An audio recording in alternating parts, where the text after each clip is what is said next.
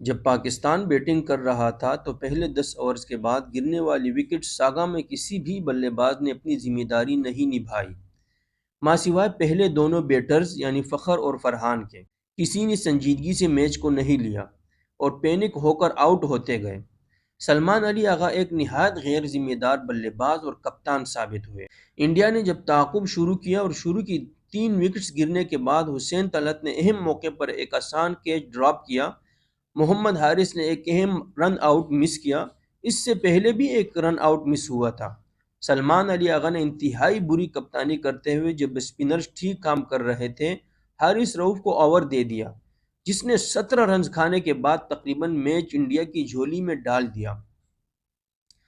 یہاں سمجھنے کی بات یہ ہے کہ جب بری بیٹنگ کرنے کے بعد ایک لو سکورنگ میچ میں دفاع کی کوشش کر رہے ہوتے ہیں تو آپ کے پاس غلطی کی گنجائش نہیں ہوتی۔ پتہ نہیں ہمارے کپتان صاحب، فیلڈرز، کیپر اور باؤلر یہ کب سمجھیں گے۔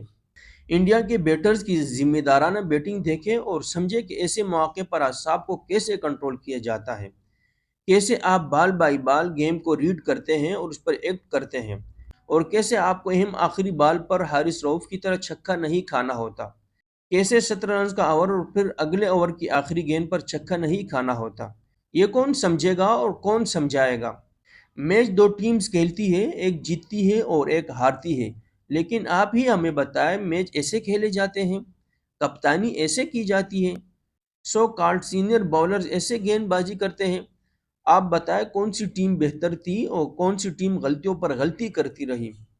سلمان علی آغا کپتانی تو دور، بطور بلے باز بھی T20 اسکواڈ کا حصہ بننے کے اہل نہیں ہے۔ حارث رؤف نے امریکہ جیسی 9 وارد ٹیم کے 9 وارد بلے بازوں سے میچ ہاروا لیا، گو کہ بیٹرز نے سکورز نہیں بنائے تھے۔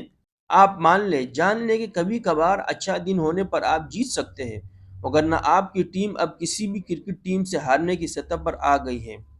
یہاں سیلف بیلیف کی کمی ہے، ذمہ داری نہیں ہے، صلاحیتیں بھی شاید بہت کم ہے۔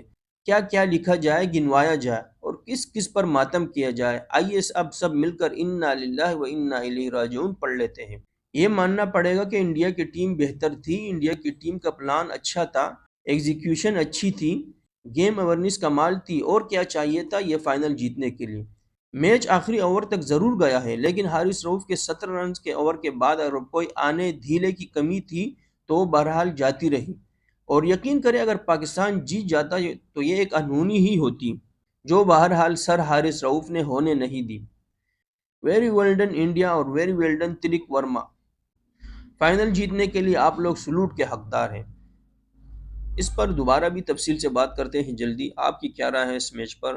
اپنی قیمتی رائے سے نوازیے گا۔ آج کی محفل میں اتنے ہی، ملاقات تک اجازت دیجیے گا۔ اس کے ساتھ ہی اپنا اور آس پڑوس کا ڈھیر سارا خیال بھی رکھیے گا اور سینئرز کا احترام کیجیے گا۔ اس میچ کی ایک بہت بڑی کمی یہ تھی کہ ہمارے سینئر ہمارے پاس نہیں تھے، سارے جونیئرز تھے، خصوصاً رضوان اور بابر۔ کم از کم رضوان ہوتے تو شاید یہ میچ ہمارے ہاتھوں میں ہوتا۔